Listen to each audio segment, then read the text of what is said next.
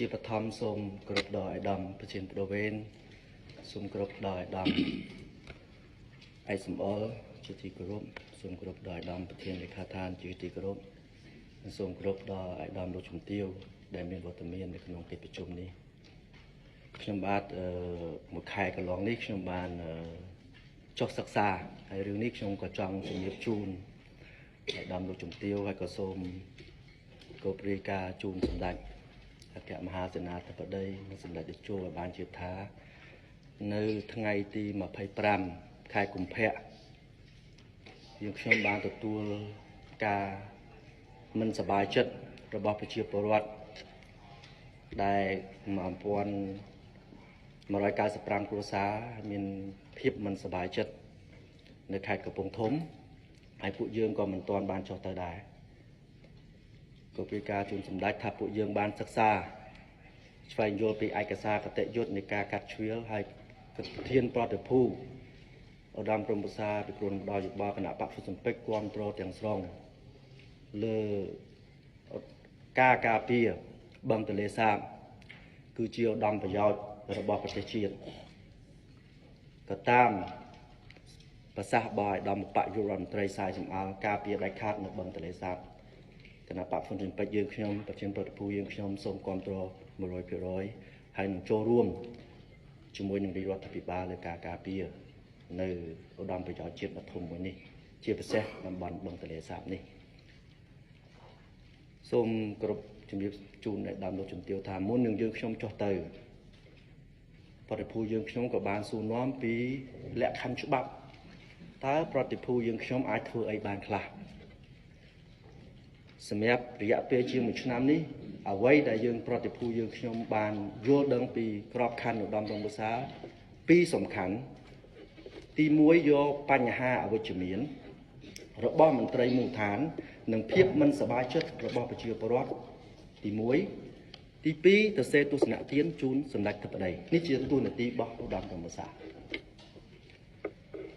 បន្ទាប់មកខ្ញុំសូមជំរាបហើយវាមិនគួរឲ្យកាត់ឡើងចំពោះប្រតិភូឧត្តមរំសាពិគ្រោះដល់យោបល់គណៈបព្វសម្ពេចមិនគួរឲ្យកាត់ឡើងវាជារឿងមួយដែលមិនគួរឲ្យកាត់ឡើងនៅថ្ងៃទី13មុននឹងយើងចុះទៅនៅខែមីនា13មីនាយើងបានជូនដំណឹងទៅមូលដ្ឋានមានមេឃុំត្រៀលហើយនិងមេប៉ោះថាយើងខ្ញុំចុះទៅជួបប្រជាពលរដ្ឋនៅទីតាំង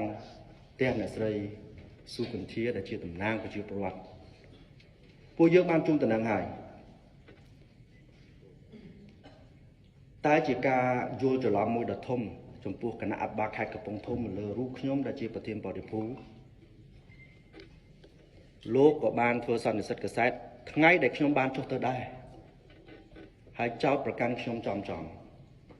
ញុំសូមជំរាបអាយដាមជំទាវសម្ដេចធិបតីជាទីគោរពសម្ដេចដែលចូលជាទីគោរពប្រធានបរិភូយើងខ្ញុំរួមទាំងគណៈបព្វសម្ពេចមិនមានគោលនយោបាយប្រឆាំងកាប់មុខជាមួយប្រមុខរាជរដ្ឋាភិបាលទេពួកយើងចូលរួមជួយហើយពួកយើងដឹងទូនាទីពួកយើងណានៅក្នុងការជួបនោះក៏យើងបានលើកឡើងថាយើងជួបគ្រាន់តែយកខ្ញុំក៏បានប្រកាសប្រជាពលរដ្ឋហើយទូនាទីខ្ញុំដូចប្រអប់សបុតចឹងអត់មានមកកាត់ក្តីអត់មានថាអ្នកណាខុសអ្នកណាត្រូវទេគ្រាន់តែយកភាពមិនសប្បាយចិត្តបងប្អូនសរសេរជាទស្សនៈទានជូនប្រមុខរាជរដ្ឋាភិបាលតែប៉ុណ្ណោះហើយការពាន់ច្រឡំរបស់គណៈបាលខេត្តកំពង់ធំបន្ទាប់ពីខ្ញុំស្ដាប់คลิปវីដេអូដែលគាត់ live នៅថ្ងៃនោះទី13ព្រឹកឡើងថ្ងៃទី14ខ្ញុំបានដាក់លិខិតសូមជួបដើម្បីឲ្យខ្ញុំបានបកស្រាយកុំឲ្យមានការយល់ច្រឡំលើរូបខ្ញុំ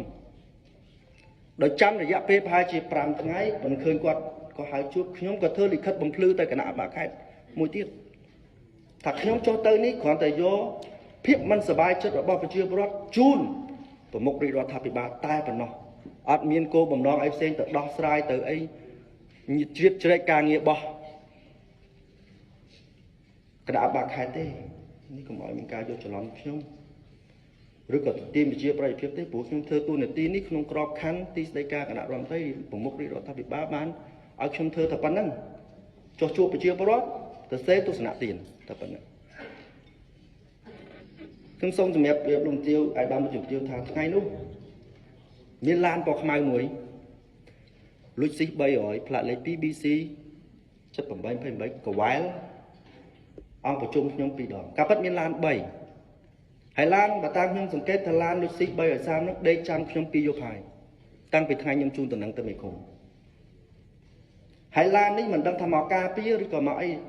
ពេលដែលខ្ញុំចេញពីអង្គប្រជុំមានឡាននឹងមួយហើយនឹងម៉ូតូមួយតាមខ្ញុំរហូតដល់ផុតទឹកដីកំពង់ធំខ្ញុំគិតថាមកដល់ពេលនេះមិនគួរមានរូបភាពហ្នឹងស្អែកឡើងថ្ងៃ14ទៅចាប់ក្រៀកនសីគុណធៀបនៅក្នុងផ្ទះគឺឡានលុចស៊ីហ្នឹងហើយនឹងឡាននេះហើយនឹងដើមមកចាប់ក្រៀកពីក្នុងឡានចូលទៅក្នុងឡានហើយរឿងនេះមិនកើតមានមិនគួរកើតមានបន្ទាប់មកខ្ញុំបានក៏តាក់ទងទៅមេឃុំហើយនឹងចៅហ្វាយសុក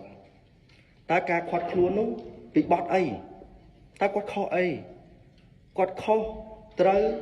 ខ្ញុំអត់ដឹងទេព្រោះខ្ញុំចុះទៅជួបគាត់ក្នុងនាមគាត់ជាតំណាងជាអាជ្ញាកណ្ដាលរបស់ប្រជាពលរដ្ឋហើយបើមានរឿងអីយើងនិយាយគ្នា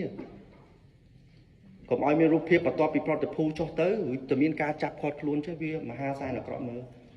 មហាសែនអាក្រក់មើលហើយខ្ញុំក៏សូមអរគុណដែរដល់គណៈបាលខេត្តកំពង់ធំនៅថ្ងៃនោះដដែលគណៈបាលខេត្តកំពង់ធំក៏បានជួបតំណាងបន្ទាប់ពីការជួបយើងតាក់ទងអន្តរាគមន៍ឲ្យមានការកុំឲ្យមានការចាប់អញ្ចឹងក៏អរគុណដល់គណៈបាលខេត្តគាត់ក៏បានមកជួបតំណាងប្រជាពលរដ្ឋហើយគាត់ក៏បានយកព្រមជួបដែរថាថ្ងៃសុក្រនេះគាត់ជួបប៉ុន្តែគាត់រវល់គាត់បានលើកថ្ងៃហើយខ្ញុំសង្ឃឹមថាគណៈបាលខេត្តកំពង់ធំគាត់នឹងជួបឲ្យខ្ញុំមានឱកាសបកស្រាយចំពោះមុខគាត់ខ្ញុំសូមជំរាបជូនអាដាមលោកជំទាវនៅក្នុងអង្គប្រជុំនេះថារឿងតំបន់កំពង់ធំនេះតំបន់ដែលមានទំនាស់នេះគឺតំបន់ដែលហើយក៏សូមអរគុណដល់រដ្ឋមន្ត្រីក្រសួងទានធនទឹកដែលលោកបានបោះបង្គោលរួច 100% នៅខេត្តទាំង6ដែលជុំវិញបឹងទន្លេសាបនេះខ្ញុំក៏សូមអរគុណហើយអបអរសាទរហើយបានកំណត់ថាបឹងទន្លេសាបរបស់យើងមានប៉ុណ្ណឹងខ្ញុំសូមគាំទ្រហើយក៏សូមកោតសរសើរចំពោះរដ្ឋមន្ត្រីដែលគាត់ជាប្រធានគណៈកម្មការបឹងទន្លេសាបប៉ុន្តែដីនោះវាមិនមែននៅក្នុងបង្គោលនោះទេឯកឧត្តមលោកជំទាវវានៅក្រៅហើយខ្ញុំទៅនេះមិនមែនបង្កើតបញ្ហាជូនឯកឧត្តមអភិបាលខេត្តទេព្រោះរឿងនេះមុននឹងគាត់ចូលតួនាទីកម្មជាអភិបាលខេត្តកំពង់ធំទៀតព្រោះគាត់តំកាន់តួនាទីបាន8ខែទេតែរឿងនេះកើតយូរហើយខ្ញុំទៅនេះអត់មានបង្កើតបញ្ហាឲ្យគាត់ទេខ្ញុំទៅគ្រាន់តែយកព័ត៌មានហើយខ្ញុំដឹងថាមន្ត្រីថ្នាក់ក្រោមគាត់រាយការណ៍ជូនឯកឧត្តមខុសពីព្រោះហេតុអីបានខ្ញុំជូនខុសពេលដែលគាត់ប្រជុំខ្ញុំក៏ប្រជុំដូចគ្នារឿងអីគាត់មកចោទថាខ្ញុំមិនចេះខ្ញុំមិនចោទមានន័យថាការរាយការណ៍ពីក្រោមទៅគាត់ប្រជុំចប់ដល់10កន្លះខ្ញុំប្រជុំចប់ដល់10កន្លះដែររឿងអីគាត់ដឹងថាខ្ញុំនិយាយអីខណៈពេលដែលគាត់កំពុងតែមានប្រសាសន៍ខ្ញុំកំពុងមានប្រសាសន៍ដូចគ្នាហ្នឹងកន្លែងហ្នឹងមួយជាការភ័ន្តច្រឡំការស្ដាប់រាយការណ៍ហើយខ្ញុំគិតថារឿងកំពុងធំនេះខ្ញុំជឿជាក់លើសមត្ថភាពឯកឧត្តមគណៈបាលខេត្តគាត់មានសមត្ថភាពគាត់ជាបញ្ញវន្តមកពីបារាំងហើយជំនឿគាត់ការគាត់នៅជាអបាលរងក្រុងគាត់មានសមត្ថភាពរឿងនេះវាមានអន្តរការមួយមុននឹងដល់ការកាត់ជ្រឿអីហ្នឹងវាមានអន្តរការមួយហើយខ្ញុំជឿជាក់ថាគណៈបាលខេត្តកំពង់ធំគាត់វៃឆ្លាតគាត់អាចមើលកន្លែងហ្នឹងដឹងបើគាត់ស្ដាប់តែរបាយការណ៍ស្ដាប់តែអីខ្ញុំគឿថារឿងកំពង់ធំនេះមានរឿងច្រើនដែលដោះមិនចេញតាក់ទងនឹងមន្ត្រីជ្រៀតឱកាសខ្ញុំជឿជាក់ថាអញ្ចឹងរឿងកាលណាឯកឧត្តមដោះមិនត្រូវហើយឧត្តមទៅបខំប្រជាពលរដ្ឋឲ្យទទួលយកនៅពេលណាមួយវានឹងផ្ទុះវាមិនល្អទេទៅរកយុត្តិធម៌កន្លែងហ្នឹងឲ្យគ្រប់ភាគីទទួលយកបានគ្រប់ភាគីទទួលយកបានព្រោះវាមានអន្តរការមួយដែលក្នុងចន្លោះពេលមួយហ្នឹងដែលទៅមកហ្នឹងខ្ញុំជឿថាឯកឧត្តមអភិបាលខេត្តគាត់អាចរកឃើញ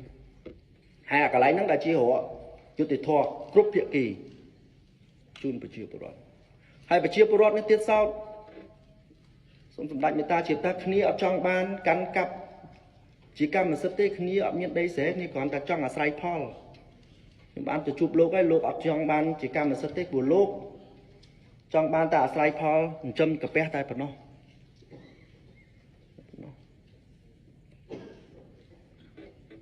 hai chấm chưa chuyện tha hướng nick trong là về đẹp xem nhưng mình chùa xuôi đầm trong phò của mình time từ lời cái càng nghe để cho mù than đi hay có chia bọt cái sao môi xì mẹp đầm lục trong tiêu phòng đài hay trong có xôm ởคนจุดทำไมดอกคณะบาคายกระปงทมได้โลกบานสำรองสำรวจจมวยประเชียประวัติเรื่องการอย่างนี้ให้ชมสังคมไทยดำหนึ่งมีการนับจูบเบาะสายจุมุกมนุษย์ชลวกนี้มีแต่ปีตีมวยจังชนะจังจังสมัยเชื่อมเอาเป็นจังชนะจังจังจมวยไอ้ดำตีปีมันบานใหญ่ขึ้นเนี่ยมันบานเบาะสายจังหวะชมซ้อมเบาะสายก็มอยมีการโยจลอนมาเลือรุกชมแต่เชียประเทศปอร์ตูขณะปะพนสุเป็ดนี้บ่าhaiเรื่องกระปงทมนี้ยมกระบจูนไอ้ดำดูเยอะเพราะติพูยังยมหนังตามกลางนี้เราหดบาจอมจูนไปเชียประวันพวกใดนึกกระปงตาแต่ด่าอันนี้เมียนทาสักกุมปีใบนู้ให้นังชมุนกระปงตาให้ใดนึงใจขณีกราวให้พอบ่มันใจตะโขมละหนึ่งละแม้ได้บอรอดได้บอโจจีบอรอดไปจีบอรอดกอดก็มีภาษาถ้ากอดอัดจังบานเนี่ยบอบุษนจีบอรอดได้ดับบันใบได้สำดักถ้าได้กอดกาปีอย่างเมืองมันวันแต่ได้นี่กระปงกระจายขณีให้บัดบกอดบัดบกอดจังชมเชื่อเจ้าท่าคณะบาคายกระปงตัวใหม่ดำเชื่อยุบจุดหนึ่งต่อเว้นไปไม่โลกอาจสาวเชื่อดังทักอันตรการมวยโลกหนึ่งโอเคยยุติท่อกรุ๊ปเพียกี้กรุ๊ปเพียกี้เอาแต่ตัวโยบาง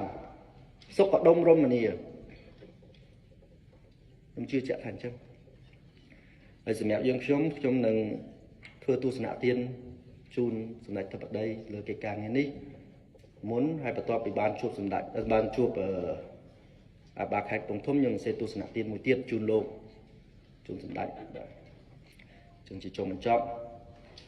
ส่งจุนโปไว้ด้านโลกเตี้ยอ๋อนี่นายยุคนน่ะสักข่าวแล้วไปกินกันหลายบาทส่งมาคนไป